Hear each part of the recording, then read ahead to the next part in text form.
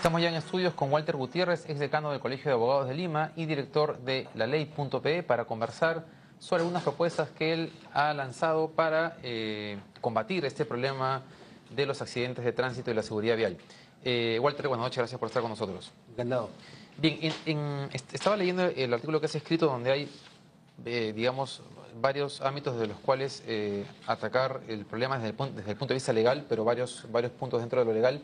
Pero quería comenzar conversando sobre lo que ha dicho hoy día la alcaldesa Susana Villarán, al referirse específicamente a la empresa Orión, que tiene más de 4.000 papeletas. 4.300 papeletas, multas por 7 millones, ¿puede ser? Casi 8 millones, creo. Casi 8 millones de soles que no paga, y sin embargo sus unidades siguen recorriendo las pistas de Lima.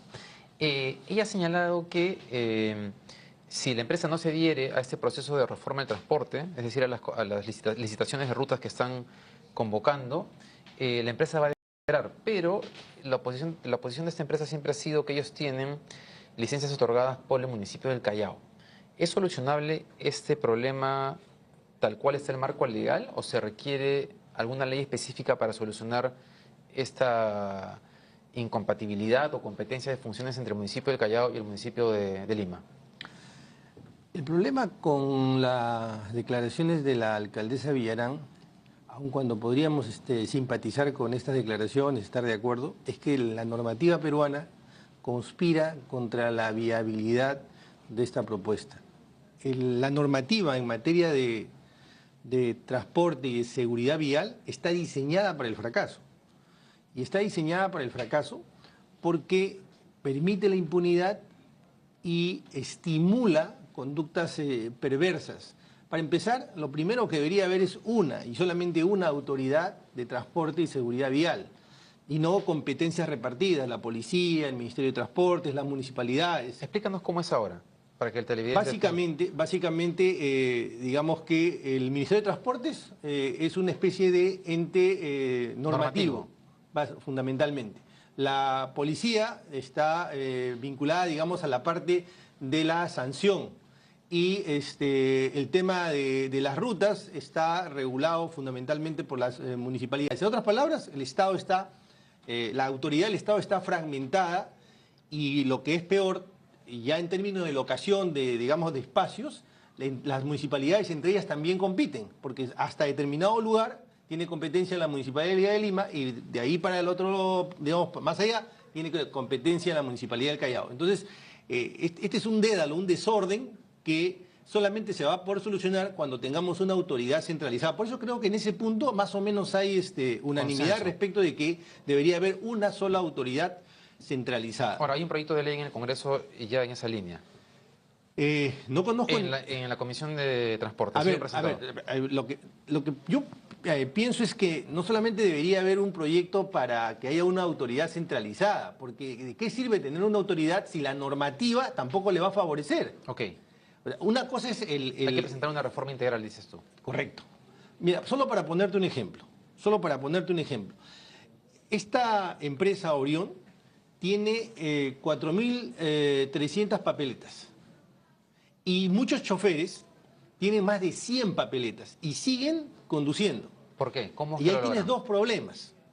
El primer problema es que el sistema normativo está diseñado para que prescriban las deudas, las multas. Está diseñado para eso, prescriben a los 2 años. Entonces, un chofer o una empresa que es multada, apela. Y entonces tiene todo un procedimiento administrativo que más o menos durará 1 año. En el entretanto pide una medida cautelar en el Poder Judicial y una vez que termina el procedimiento administrativo se va al contencioso administrativo en el Poder Judicial, donde tranquilamente podría estar de 4 a 5 años. 6 años, la sumatoria de todo es 6 años y ya prescribe la deuda. Por eso es que tenemos muchos choferes que tienen 50, 100 papeletas. Entonces, lo primero que se debe hacer ahí es, y esto podría hacerse con decisión y voluntad política, lo primero es suspender el plazo prescriptorio, como ya sucede en el caso de la SUNAT, de las deudas tributarias. Cuando tú apelas una determinación, cuando te ponen una multa o te terminan una determinada cuantía para pagar un impuesto y tú no estás de acuerdo, Tú puedes apelar, pero el plazo de prescripción se suspende. No. El plazo de prescripción se no hay suspende. plazo de prescripción. Tú podrías pasarte 10 años litigando. Pero vas a pagar en algún Pero igual momento. vas a pagar. Entonces no es negocio meterse a un juicio como ese. Claro, porque igual vas a pagar el juicio más finalmente más los la multa. intereses. Entonces ya quitas el incentivo perverso de seguir en esta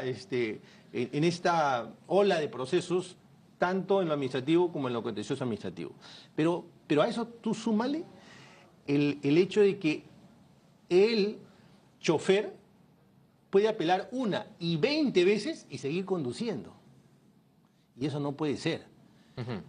Tú tienes derecho a la doble instancia, tienes derecho a la presunción de inocencia, tienes derecho a ejercer tu defensa, de acuerdo. Pero puedes hacerlo 1 vez, 2 veces. Pero tiene que haber un límite pasado el cual te suspendan el brevete. Es decir, yo puedo apelar 2 veces, pero la tercera... Exactamente, tiene que haber un límite, como existe en otros lugares. No puedes apelar indefinidamente. Entonces se suspende. ¿Y por qué se suspende? Porque el vehículo por sí mismo es un bien riesgoso. No solamente riesgoso para las personas que tú llevas, sino riesgoso para terceras personas. Entonces, allí el derecho tiene que ceder, los derechos de una persona individual tienen que ceder respecto a los derechos de la sociedad.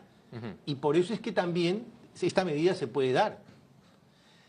Esos son los dos cambios fundamentales en el marco legal. No, hay muchos más. Hay un tema que propone sobre el tema de incorporar este tipo de delitos en el Código Penal. Explícanos cómo. Mira, cómo antes de saltar, si me das unos segundos, sí. Antes de saltar al tema penal, que digamos ya es un cambio mayor, digamos, hay otra cosa que se puede hacer.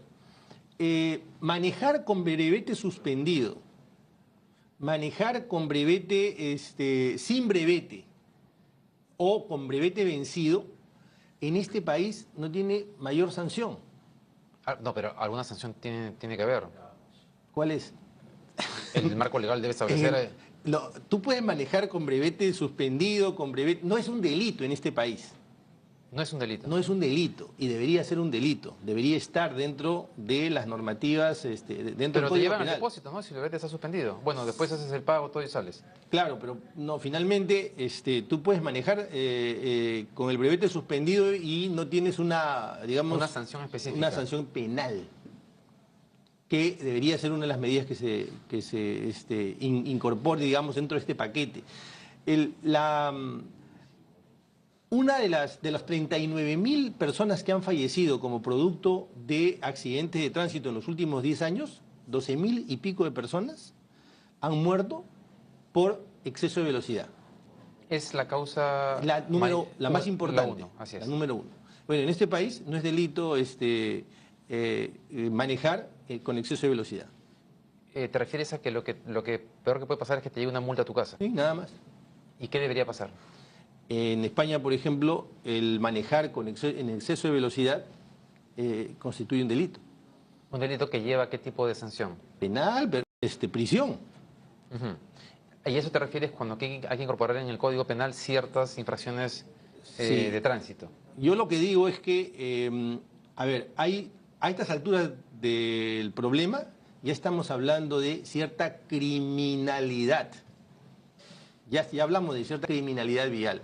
Por lo tanto, ya es el momento de empezar a los problemas de carácter penal que se puedan estar dando en las pistas. Ahora, como tú dices, la propuesta de reforma del municipio de Lima aborda un ámbito del problema que es ordenar el tránsito y además eliminar ese incentivo económico perverso que existe para pelearte por el pasajero en cada esquina. Tú estás planteando que esa reforma sin un cambio normativo legal no es suficiente. ¿A quién le corresponde hacer este cambio? Al Congreso. Al Congreso. Ahora, si ese problema existe hace tanto tiempo, ¿por qué en el Congreso no se han discutido estos cambios normativos? Bueno, con el Perú vivimos en realidad con un conjunto de problemas décadas y las autoridades no asumen las responsabilidades. En el caso puntual, yo diría que hoy este probablemente sea el problema número 1 o número 2. Y me parece que a estas alturas del problema no habría mayor resistencia para eliminar para suspender el plazo prescriptorio de las multas. No me parece que no, nadie... nada de lo que ha esto propuesto... es casi de sentido común. Así es. y nadie va a poner resistencia respecto de esto. Ahora, rapidito, el tema del Callao y Lima, este tema de las competencias, ¿cómo se soluciona? O sea, el tema de que el Callao pueda otorgar licencias para combis que finalmente terminan operando en Lima. Claro, lo que pasa es que ahí hay normas que están vigentes y como dije al principio, el sistema normativo de alguna manera conspira contra las buenas intenciones de la señora Villarán, ¿no? O sea, en el Congreso va a tener que haber una reforma también en ese sentido. Bien, Walter, muchas gracias por haber estado acá. Encantado. Esperemos que en realidad el Congreso tome acción. La semana pasada hubo una sesión de la Comisión de Transportes en la cual se veía cierto interés y propuestas concretas para aprobar una reforma. Ojalá que se concrete rápidamente. Muchas gracias. Vamos a la pausa y regresamos con el abogado de la empresa Orión, la que tiene más de 4.000 papeletas y casi 8 millones de soles en multas y sus unidades siguen circulando por Lima. Regresamos.